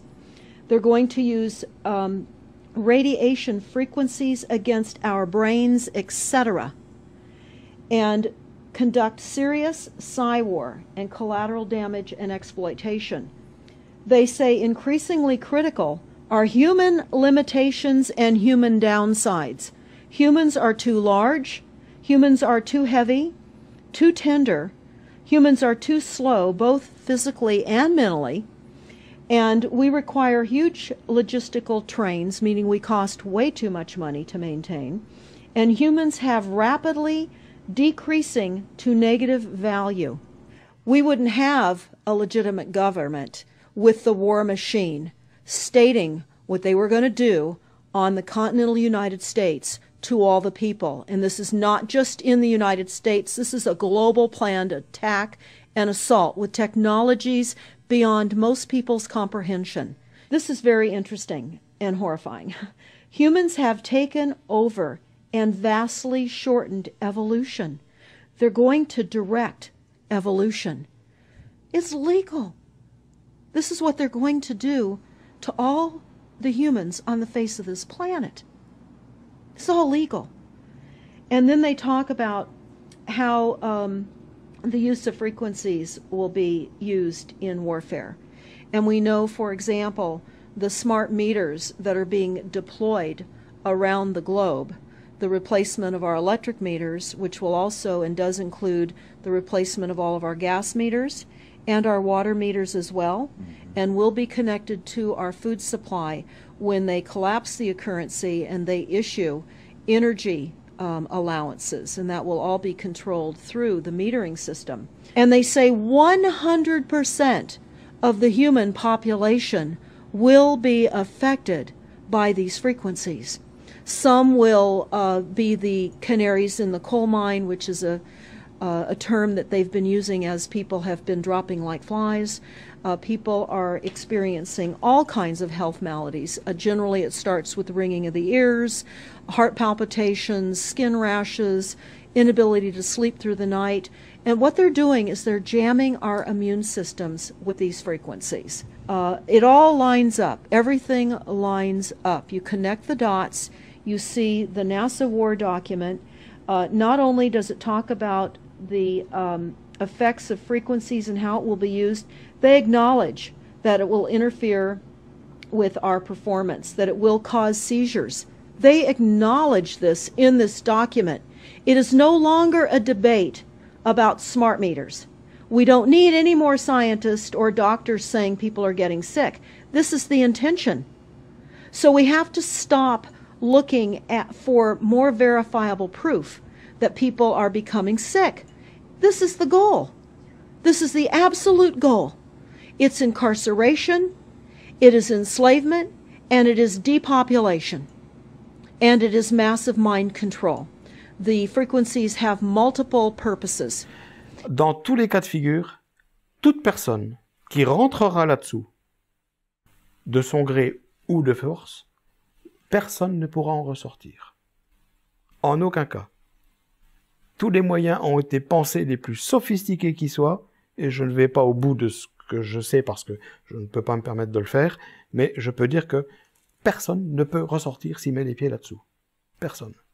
C'est pour ça que j'ai mis en garde un jour dans un article bien précis que surtout, il ne faut pas se laisser entraîner dans ces trains qui sont équipés de barres avec des menottes pour pouvoir transporter les gens, les bus, etc., qui vont diriger les gens sous terre sous une histoire de protection. Parce que ils vont développer du terrorisme nucléaire, etc., pour faire en sorte que les gens soient affolés et se dirigent plus facilement là-dessous. Ce sont des terminaux. Mais quel est le rapport avec les ondes? C'est-à-dire que tout ce programme des ondes pour en arriver là, finalement, il n'y avait pas besoin C'est de la soumission.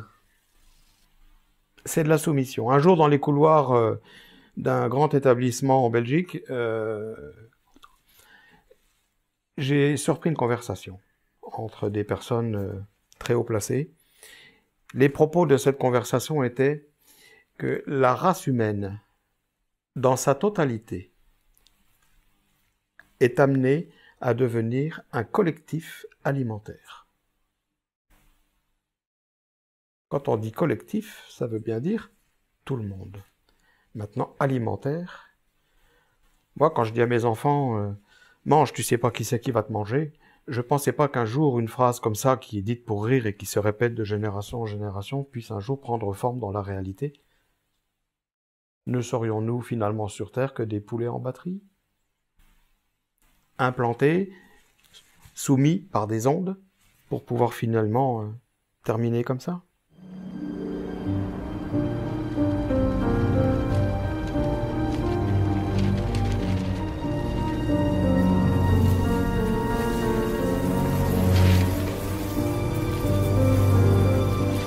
Comment s'appelait cette planète déjà? Zalantar, ce me semble. As-tu déjà vu une moisson, en vrai? Oh, non. Jamais. Mais il paraît que les gens ne souffrent pas. Cela doit être fait avec beaucoup de compassion. Les capitaines et les administrateurs veillent à la bonne application du code, mais quand même, on peut en être affecté. On croirait entendre mère.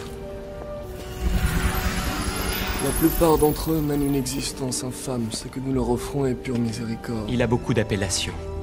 Régénex, Néocell, Nectar. Il y a diverses utilisations et niveaux de qualité, mais ceci est le plus pur et le plus précieux des produits que manufacture la maison à Brassax. Kalik a émergé d'un bain. Et naturellement, elle n'a rien expliqué sur sa nature ni sur sa provenance. C'est de la biomasse humaine. Chaque unité demande le raffinage d'environ 100 personnes. Quoi? Votre planète est une ferme. Jupiter. De telles exploitations se comptent en milliers, créées par des familles comme la mienne, afin de satisfaire une demande croissante pour du temps. Vous dites que vous avez tué 100 personnes pour produire ça? Moi, non, mais... Oui, c'est bien arrivé. Comme on mène un troupeau à l'abattoir. Nous serions la nourriture de qui? Où? Quand? Comment? Pourquoi?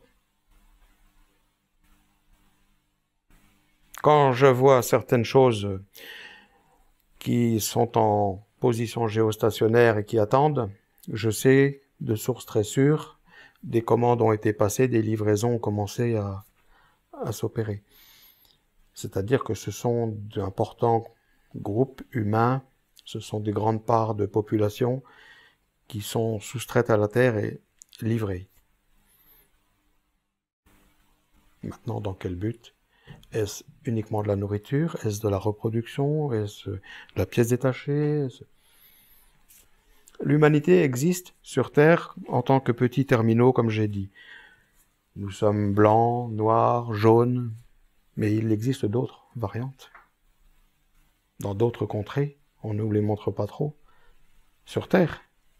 Et il existe ailleurs, sur d'autres endroits, d'autres planètes, des êtres structurés physiquement, extérieurement, comme nous. C'est juste la couleur qui change. Ils sont bleus, bleu ciel, bleu foncé. Ils sont verts, pâles. Ils sont couleur pêche, mais pêche bien soutenue, bien, ça n'a rien à voir avec la couleur de la peau humaine qu'on connaît tous.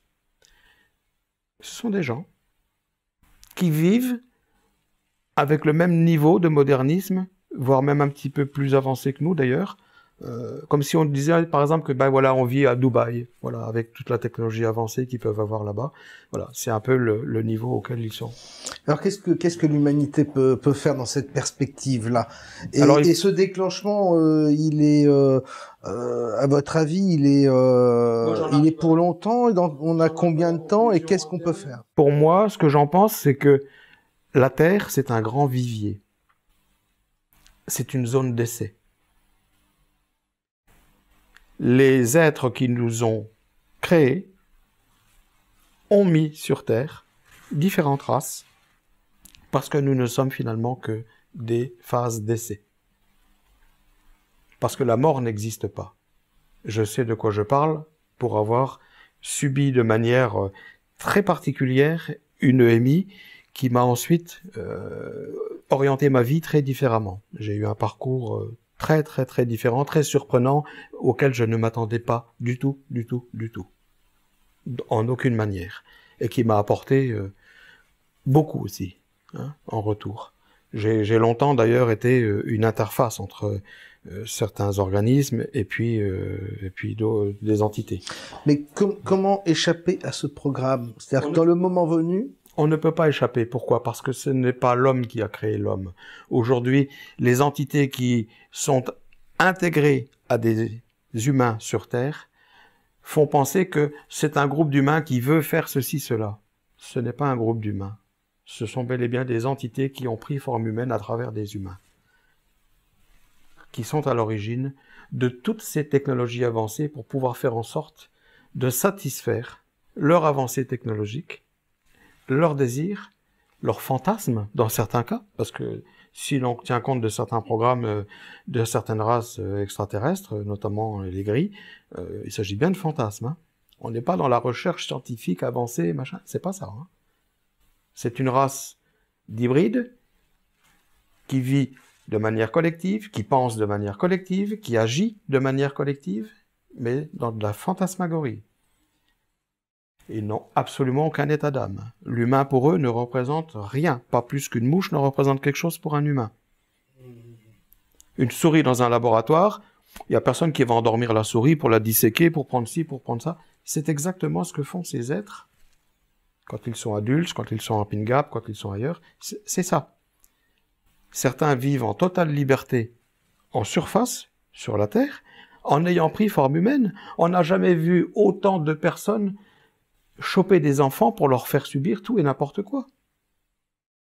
Qui sont ces gens? Si on pouvait les ouvrir comme ça, puis les radiographier pour voir ce qu'il y a dedans, on serait très surpris.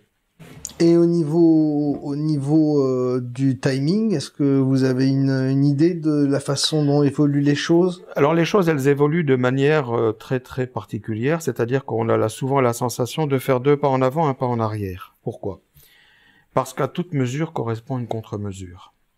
Il y a ce que certains souhaitent, et qui avance, hein, malgré tout, contre ce contre quoi on ne peut pas lutter parce que c'est tellement sournois et puis ça a été mis en place depuis tellement longtemps que c'est rentré dans notre façon de vivre et on ne s'en rend même plus compte. À tel point que si on ne satisfait pas à ça, c'est nous qui nous mettons volontairement en marge et devenons à cet égard punissables. En tout cas, moi, j'ai vraiment envie de garder l'espoir et de transmettre quand même. Il y a un espoir à tout ça. Si je veux que les gens entendent ce genre de discours, c'est pour qu'ils soient mis en garde.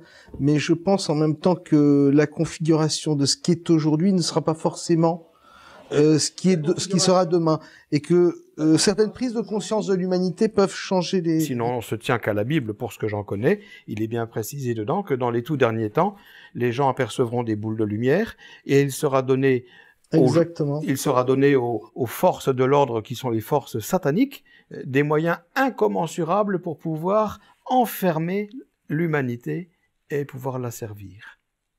Et toutes ces ondes sont en train de débiliser les gens pour qu'ils deviennent de plus en plus bêtes dans des publicités, des programmes télé, des jeux, etc., pour que justement ils ne puissent pas réfléchir et qu'ils n'arrivent pas à accéder à la fréquence qui permet de pouvoir être au-dessus de tous ces problèmes. Alors j'espère, moi, par contre, qu'il y aura une résistance.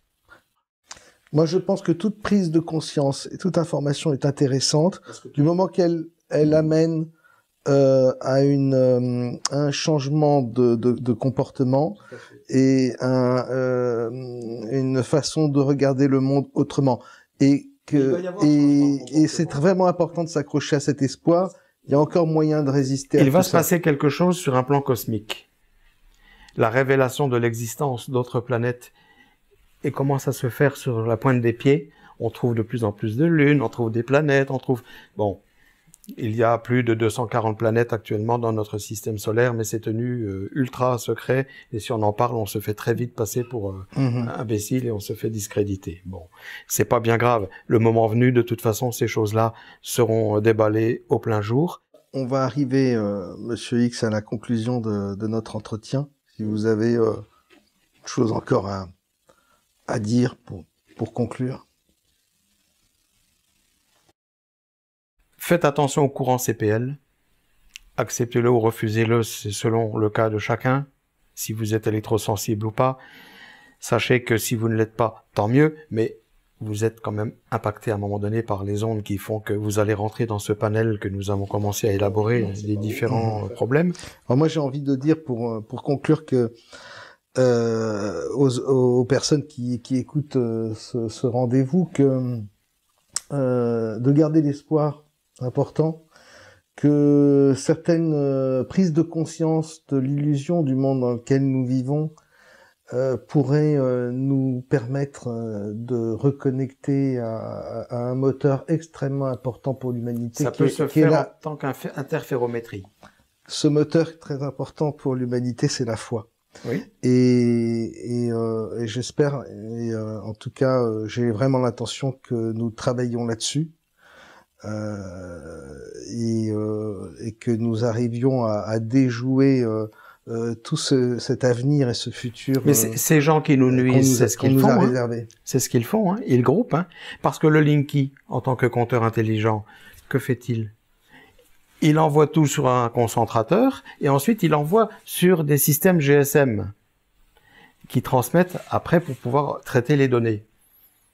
Mais ces concentrateurs, c'est de l'interférométrie, c'est-à-dire que c'est le regroupement de certaines antennes ensemble pour pouvoir faire en sorte que, tiens, donc c'est bizarre, ça rappelle quelque chose d'autre. On n'appelle pas ça HARP, d'accord? Et si l'humanité était un grand HARP en contre-mesure? Absolument, c'est exactement ça. Simplement, il va falloir allumer ce moteur, le connecter, et ça va passer par certaines prises de conscience. C'est ce que je propose en donnant l'idée du quartz. Et d'un point de vue purement mental, de se rendre compte que quand même tout est possible. Tout est possible. Et que la résistance est possible aussi. Tout est possible. La résistance est possible à condition que chacun le veuille. C'est une question de volonté. C'est une question de foi. Oui. Si tout le monde le veut, on peut. Dans quelque temps, toute la physique, telle qu'on la connaît, que ce soit tout ce qu'on veut, particules de Dieu, les bosons, tout ce qu'on veut, tout va changer. Tout. La physique sur laquelle l'humanité s'appuie à l'heure actuelle va connaître dans quelque temps un très très très grand changement, un très très grand bouleversement. Ça n'aura plus rien à voir. Toutes choses anciennes vont disparaître. Toutes choses anciennes, y compris la physique du corps humain. C'est pour ça que je dis attention, il y a des ondes qui sont nocives, il y a des ondes qui sont bénéfiques. Ne nous laissons pas attaquer, ne nous laissons pas nuire et enfermer et ensevelir sous un tas d'ondes toxiques. Relevons la tête, faisons ce qu'il faut en interférométrie, et ces ondes toxiques, on peut les bloquer. Il faut seulement que chacun se blinde, comme les câbles blindés qui devraient normalement exister pour utiliser ces compteurs intelligents. C'est à nous, en tant qu'être humain, de se montrer intelligent de manière interférométrique pour faire face à ce qui va arriver là. Parce que ça, si on ne fait pas face, ça va être un grand trou noir et l'humanité sera emmenée dedans et c'est terminé. C'est à nous à faire en sorte que, justement, ce trou noir, il aille dans l'autre sens. Oui, j'espère qu'on réussira à relever ce défi. Merci beaucoup, Monsieur X. Soyons Merci. le boson de X. Merci beaucoup. Merci.